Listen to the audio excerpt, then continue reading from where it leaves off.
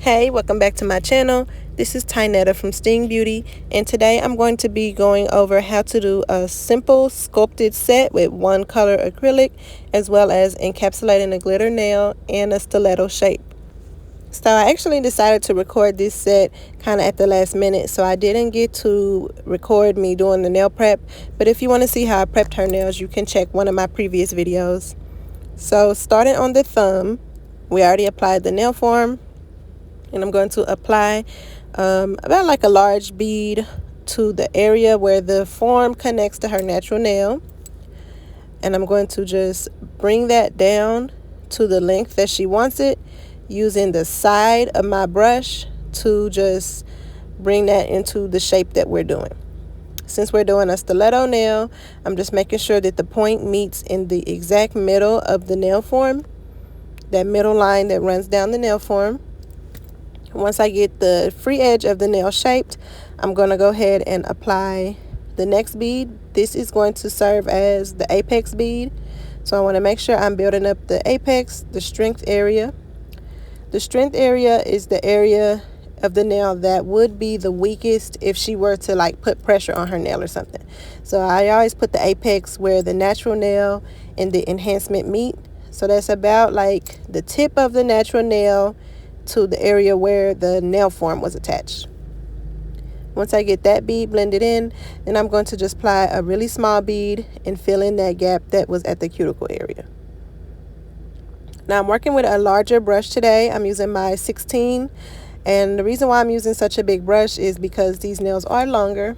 They're sculpted, so this could take forever if I was using like a number 10 or number 12 and just picking up 15 beads for each nail. Like, I'm not on that, so I just go ahead and use a larger brush. However, if it's your first time, I don't recommend you using such a big brush, because as you can see, I'm picking up a lot of acrylic, and if you don't have the proper control of the product, it can get out of hand real quick. Okay, so like I said, I'm just using a bigger brush because it's a little faster. So as you can see, I kind of went ahead and sped through that nail, but I'm going to slow the next one down so I can further explain to you guys what I do. Okay, so first I'm going to go ahead and apply my primer. I'm using No Lift Nails primer. And now I'm going to apply the nail form. You want to make sure that the nail form is lined up with her nail. Like the middle line of the nail form should be lined up directly with the middle of her finger. You also want to make sure that there's no gaps at the free edge of her natural nail. The nail form should be flush with her natural nail. So like I said, I apply my first bead in the area where the nail form and the natural nail meet, and I just bring that down to form the length and the shape of the nail that we want. This is just the base. The next bead I'm going to place for her cuticle area and the apex bead, and I'm just making sure that there's no product on her skin and that the apex is as thick as I need it to be. And then I'm just going to blend that first bead in with the second bead. And now I'm just adding smaller beads to build up the thickness if needed. So I'm going to do the same thing on this finger. Apply the primer, line up the nail form, and as you can see with this one, I had to do a little bit more work, but that's okay. And you want to make sure, like I said, there's no gaps. So now this is the glitter nail. So for the glitter nail, I'm just using a clear acrylic base. I don't need to do the pink. Once I get the clear base applied, I'm going to go ahead and apply my glitter. This one is already pre-mixed with acrylic, but if it's just a straight glitter, you can always add the clear acrylic to the glitter.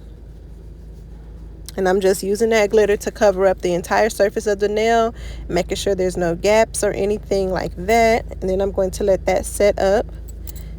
And then I'm going to move on and do my pinky nail with the same pink color. Line up my nail form, apply my first bead, making sure that nothing is flowing down the sidewalls of the nail form. In order to keep your product from flowing everywhere, you have to get your product ratio together. If the product is too wet, then it will run all down the side of the nail form, and you're going to be fighting to keep it even on the nail form. So if you're noticing that sculpting is too hard because your product is too runny, you just have to work a little bit more on perfecting that acrylic ratio. Use less liquid, okay? So here we go, encapsulate, and that was that. So a couple things I want to mention.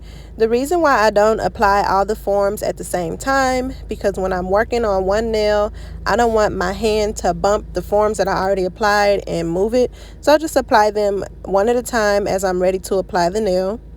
Another thing, like I said, the only trick with sculpting is making sure that your ratio is perfect. It doesn't have to be like 100% perfect, but it has to be close, because like I said, if it's too wet, it's going to run all over the nail form. If it's too dry, you're going to have lumpy nails. So make sure you're just working on your ratios if you're finding that sculpting is hard for you. Also, you want to make sure that you have a good nail form. Nail forms should be sticky enough that they're not reopening after you apply them. Some of those cheaper ones that you can get, like at Sally Beauty Supply, those are not even worth your money or your time. You can always get some good nail forms off Amazon. Just read the reviews and see which are best. So moving forward, I'm going to go ahead and shape her nails into the stiletto shape, making sure that all of the nails are the same shape. So you don't want one to be super skinny and the other one to be a little bit rounder. You want to make sure that the sidewalls on all her nails match. You want to make sure that the point on the stiletto is exactly in the middle of her nail. So if you notice that one side is a little bit more diagonal than the other side, you want to go ahead and correct that now.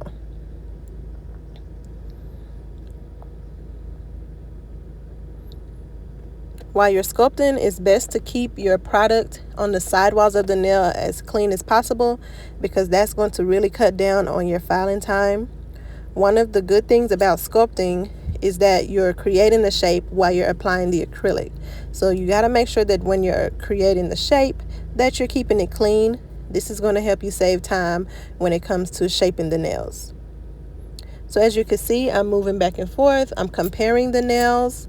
This is how you get all of your nails to look the same. You got to compare them to each other. If you don't look at the other nails, then you're going to have 8 nails that look the same and 2 that are kind of off or something like that. So just keep going back and forth, making sure everything is the same. You also want to make sure everything is the same length. Just like I did there, that the pointer was too long, so I just cut the edge off of it a little bit, and now I'm going to bring that point back at the tip of the nail. I'm using a 100 grit file to shape the acrylic. You always want to make sure that you're using a coarser file when you're working with the acrylic product, because the product is so hard. If you was to use like a 180 or anything softer than 100, you're just going to be filing forever. So you have to be careful. You can't see it right here, but I'm always pulling my client's skin back. And also, as you can see right here, I have my 2 fingers on the opposite side of her nail, so that her nail isn't just moving back and forth, back and forth, back and forth, because that does hurt. So when you're working with long nails, you do want to make sure that you're supporting the fingernail while you're filing. At the same time, like I said, if you can see, I kind of have my thumb in the way right there, so that the file will be resting on my finger instead of slipping up and hitting her. As you can see right here, I'm pulling her skin back with my fingers to make sure, even though I'm close to her skin right there, it's pretty much impossible for me to cut her because of the way I'm pulling her skin back. Okay, so now I got everything shaped. I'm going to go ahead and smooth out the surface of the nail. I'm using this taper drill bit that I got from my local nail supply store. So basically the whole purpose of this step is to smooth out the surface of the nail, remove any lumps and bumps that are making the nail uneven. Also making sure that if anything is too thick, that we're just going to go ahead and smooth that out as well. So this is a debulking and a smoothing process. You also want to make sure that you get in close around that cuticle area and seal that cuticle area. This basically means that there shouldn't be any lumps or any sort of a ledge where the acrylic products start. The acrylic should be smooth, like it's growing out of her nail. So as you can see, I go over the surface of the nail. I'm always looking at the fingernail from different angles. even looking at it from above view, like you see here, you can turn her nail to the side and see something that you might not have seen from just looking at it head on. So I always say it's good to look at all different angles just to make sure everything is good.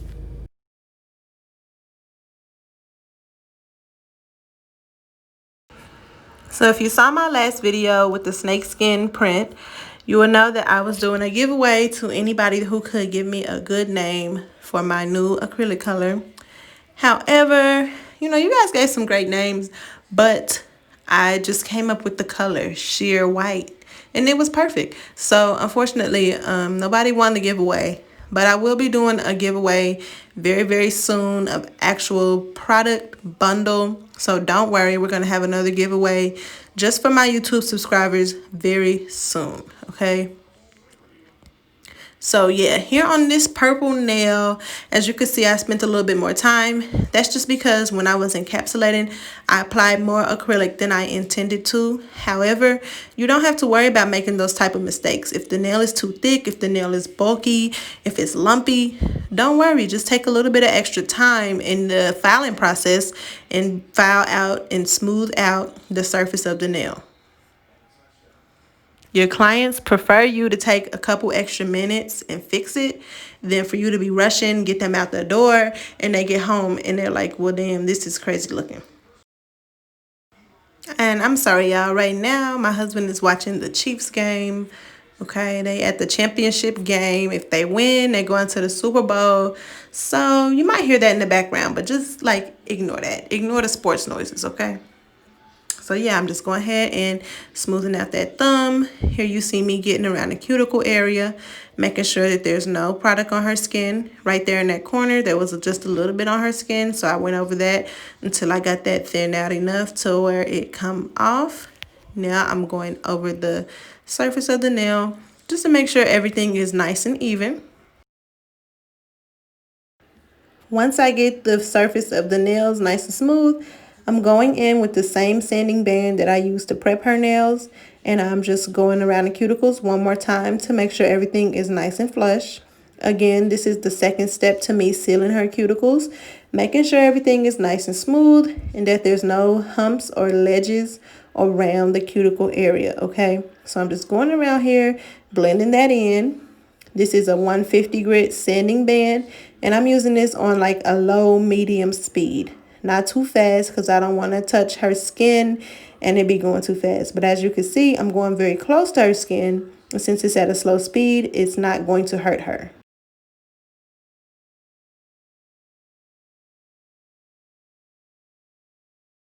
Once I finish with the sanding band, I'm going to go in with my buffer and just buff over the surface of the nails to bring back the smoothness.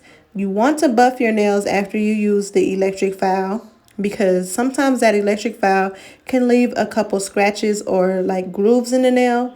The buffing process just removes any scratches that might have been left and further smooth the surface.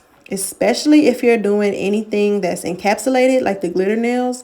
This buffer is going to bring that clear acrylic into like glass, okay? So if you're wondering why your encapsulated nails look a little cloudy, go ahead and spend a little bit more time buffing over the surface and you'll see a big difference.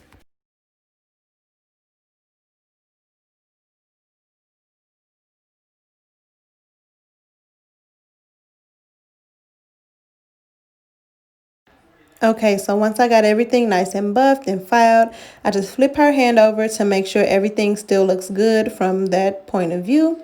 Once that's all good, I have my client wash her hands, and I'm using the Sting Beauty No Wipe Top Coat to go ahead and put the top coat over her nails. This is a gel top coat. So I'm just applying this top coat to all of her nails. And once I get the top coat applied nice and thin, I'm going to have her place her hand in the UV lamp for 30 seconds. And y'all, just look how pretty this glitter is. Don't you just love a good glitter reveal with the top coat? Like, wow, that's my favorite. But yeah, so this top coat is the bomb. I use this on all of my clients. And you can purchase this on stingbeauty.com. And if you watched this video this far, it's a shout out to you. Thank you so much for supporting my channel. If you learn anything, please give this video a thumbs up, subscribe. I upload videos at least once a week, so make sure you subscribe to my channel. Also, go ahead and follow me on Instagram at Sting Beauty Studio, okay? Because I drop knowledge and gems over there as well.